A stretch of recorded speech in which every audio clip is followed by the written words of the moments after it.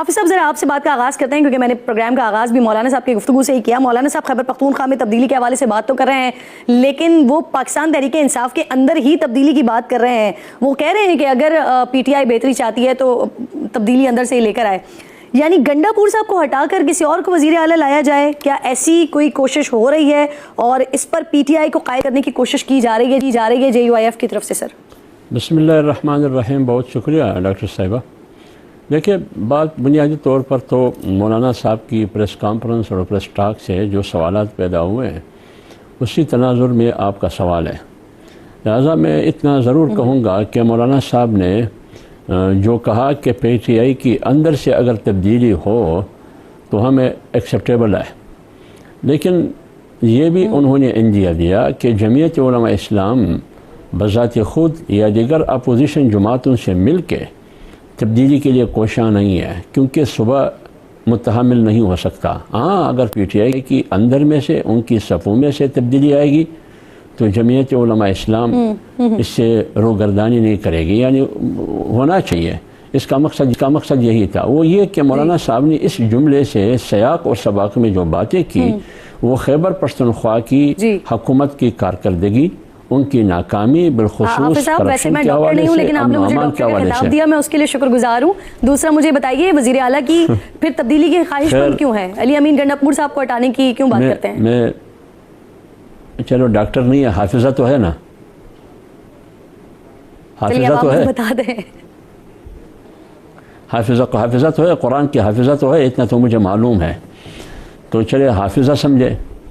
तो बात यह है कि मौलाना साहब ने कहा कि हमें अगर PTI के अंदर से तब्दीली हो, किस लिए कि 14 महीने की हुकूमत में खैबर पख्तूनख्वा में बदअमनी की जो सूरत हाल है, कल बाजवड़ में मौलाना खानज़ेब को शहीद किया गया और बाजवड़ में सैकड़ों लोग शहीद हुए, सिर्फ जमीयत उलमा इस्लाम के सैकड़ों लोग हैं, बाकी खैबर पख्तूनख्वा में, वज़ीरिस्तान में, एजेंसीज़ में, सटल एरिया में आप ख़ुद अंदाज़ा लगाइए, करप्शन के दास्तानें आप सुन रहे हैं। तो मौलाना साहब ने इस तनाजुर में कहा कि अगर PTI के अंदर में से तब्दीली आएगी तो ठीक है, क्योंकि PTI की अक्सरियत है वहाँ, हम हुकूमत के मूड में नहीं है। तो ये मौलाना साहब ने बात की, ये तो एक हकीकत है। हाफिज साहब, आप इस सारे मामले को सर किस तरह से देख रहे हैं? जो नासिर भट्ट साहब कह रहे हैं कि KPK से जो हुकूमत उठकर आई है उनकी प्लानिंग अभी सामने आ जाएगी, तो सर क्योंकि आप भी खैबर पख्तूनख्वा की सियासत कर रहे होते तो आपके इल्म में है क्या कोई वाकई प्लानिंग करके आ रहे थे जो पेशगी तौर पर उन्हें हिरासत पे ले लिया गया? देखिए किरण, बात यह है कि एक तो खैबर पख्तूनख्वा की पूरी हुकूमत का वहाँ पंजाब और लाहौर में जाना, ये तो तहरीक इंसाफ का अपना फ़ैसला है कि उनकी सफ़े अव्वल की क़ियादत सारे वहाँ लाहौर पहुँच गए। वो किस मकसद के लिए, कहने के हद तक तो कहा जाता है कि वो अपने मुअत्तल अराकीन के साथ इजहार यकजहती के लिए वहाँ पहुँचे हैं, तो ये तो उनका अपना फ़ैसला है। अब इसकी रद्द-ए-अमल में हुकूमत जो कुछ कर रही है कि उनको उनकी गिरफ़्तारियाँ या उनके दोस्तों, हमदर्दों, उनके वोटरों और पार्टी के अराकीन की गिरफ़्तारियाँ, क्योंकि यहाँ न कोई एहतजाज हो रहा है, न कोई जलसा है, न कोई मार्च है, न कोई तशद्दुद है, तो मेरे ख्याल में हुकूमत को तदब्बुर और तहम्मुल और बर्दाश्त से काम लेना चाहिए। ये गिरफ़्तारियाँ मेरे ख्याल में जमहूरियत की और आइन के मुनाफी है। और वो हुकूमत से जिसकी कारकर्दगी से मौलाना साहब मुतमईन नहीं है हाफिज साहब, और 2 हफ्ते 2.5 हफ्ते पहले वो ये भी कह चुके हैं, इस बात का भी इंदिया दे चुके हैं कि जैसे PTI की हुकूमत गिराई गई थी वैसे ही इस हुकूमत को भी गिरा सकते हैं। फिर इससे पहले मुझे याद है कि आप लोग ईद के बाद कुछ हुकूमत के खिलाफ एहतजाज वगैरह के लिए भी निकल रहे थे, लेकिन अब हम देख रहे हैं बाकायदा तौर पर पीपल्स पार्टी से भी मुलाकात होती है, PMLN से भी मुलाकात होती है और सेनेट में मिलकर लड़ने का इंदिया भी दिया जा रहा है। यानी कि ये एडजस्टमेंट वाले मामले पर उसी बिकाऊ हुकूमत के साथ मामलात एडजस्ट हो सकते हैं, ये इसकी विंडो मौजूद है।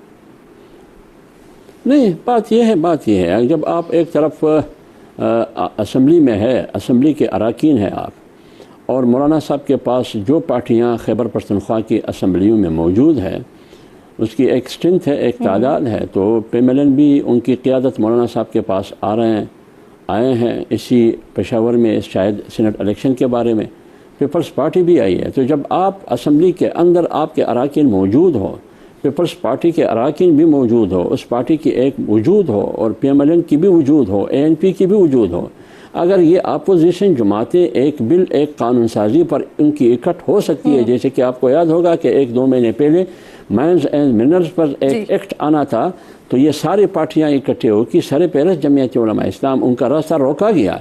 तो अगर आज सीनेट का इलेक्शन हो रहा है और इस सिलसिले में पार्टियों का आपस में इब्तिदाई आगाज़ हो चुका है, बाकी क्या फ़ैसले हुए आज मौलाना साहब ने भी कहा कि अभी सिर्फ आगाज़ है, इब्तिदा है, अभी तक कोई फैसला नहीं है। आगे देखते हैं कि सीट टू सीट एडजस्टमेंट हो सकता है, अगर हो सकता है तो उसकी शक्ल क्या होगी, अगर नहीं तो उसकी इम्कान शक्ल क्या मौजूद होगी। है कि आप बगैर किसी इत्तेहाद के सेनेट इलेक्शन की तरफ चले जाएं सर, पीपल्स पार्टी और नून लीग के बगैर सर? क्यों नहीं जाएंगे ना, क्यों नहीं जाएंगे हम इलेक्शन हर सूरत में, ख्वाह इत्तेहाद की शक्ल में हो या तन्हाई की शक्ल में हो, हर सूरत में हम सीनेट इलेक्शन में जाएंगे और हमारे लोग खड़े हैं, हमारे कैंडिडेट वहाँ खड़े हैं, नॉमिनेशन हुई है उसका और उसके नॉमिनेशन फार्म जमा हो चुके हैं। तो इसलिए मैं कहता हूँ कि क्यों नहीं जाएंगे जब आप असम्बली में बैठें। इसीलिए तो ये हमारा एक हथियार है, पार्लियामेंट एक हथियार है जो हम हुकूमत के खिलाफ इस्तेमाल कर सकते हैं। अगर इस नतीजे में मेरे एक सेनेटर या दो सेनेटर मुंतखब हो सकते हैं और ऐवान बाला में वो आ जाते हैं तो इसी हथियार को तो मैं हर जुल्म के खिलाफ, हुकूमत के हर नाजायज़ के खिलाफ इस्तेमाल कर सकता हूँ। तो क्या इस हथियार को मैं हाथ से रहने दूँ, जाने दूँ? सर जिनके ऊपर हथियार चलाना है उन्हीं से वो हथियार लेंगे जिनको आप नाजायज और बेकाऊ हुकूमत कहते हैं। ये भी कमाल है हाफिज साहब। वैसे मुझे फरमाइए कि मौलाना साहब आज कह चुके हैं। आती हूँ मैं, हाफिज साहब मुझे इजाज़त दीजिएगा। अब नासिर भट्ट साहब बहुत शुक्रिया, अस्सलाम वालेकुम। सर मौलाना साहब पाकिस्तान तहरीक इंसाफ के अंदर से तब्दीली के ख्वाहिशमंद है, लेकिन अपोजिशन लीडर जो कि डॉक्टर इबाद हैं वो कह रहे हैं कि तहरीक अदम एतमाद का इंदिया उनकी तरफ से दिया जा रहा है और जो वो बात कर रहे हैं वो आपकी पार्टी की सीनियर लीडरशिप वो इस बात को मुस्तरद करती रही है। वो कह रहे हैं कि जो इमरान खान साहब का नज़रिया है और वो जिस तरह से चलाते हैं पार्टी को, वो चला रहे हैं, तो हमें क्या ज़रूरत है ये सब करने की? राना सनाउल्लाह साहब कहते हैं इस मामले में। बिस्मिल्लाहिर्रहमानिर्रहीम। देखें, जो काम गंडापुर कर रहा है ना, उसको वो जो पीटीआई के अपने लोग हैं वो तो आप लोग को पता होगा कि इमरान खान ने कहा फलां बंदे को वजीर लगा दो, तो गंडापुर ने कहा जी मैं इसको वजीर नहीं लगाता। मैं उनके अंदर खुद है और वो तब्दीली अगर खुद चाह रही है पीटीआई तो सारी तब्दील हो चुकी है। इमरान खान तो ये समझता है कि जितने लोग बाहर हैं वो तो मेरी बात सुनते नहीं, मानते नहीं, लेकिन ये तब्दीली आनी है। ये पीटीआई वाले खुद आपस में एक दूसरे के साथ नहीं है। वो गंडापुर को पसंद नहीं करते, वो गंडापुर पे एतमाद नहीं करते, क्योंकि जब आपने देखा होगा एक इधर ही जब इस्लामाबाद आए थे 26 नवंबर को, तो इन्होंने रेड जोन में जाने की कोशिश की, तो गंडापुर कहता है मैं तो कहता हूँ यार एक मिनट में ज़रा पानी पी लो, कहते हैं नहीं तुमने जाना नहीं, तुम भाग जाओगे। तो अंदर तब्दीली आ रही है, ये तो सारी अच्छी बात है, ये जाएगा गंडापुर। बाकी जो पीटीआई के लोग हैं वो खुद जो है ना वो इस हालात में चले गए हैं कि उनको पता है कि जो हम इधर बाहर जो बैठे हुए लोग जितने हैं पीटीआई के, वो चाहते हैं कि इमरान खान अंदर रहे, हम बैठे हैं बाहर, ठीक है। तो इमरान खान नहीं आ रही सर, ऑपोजिशन लीडर जो कह रहे हैं।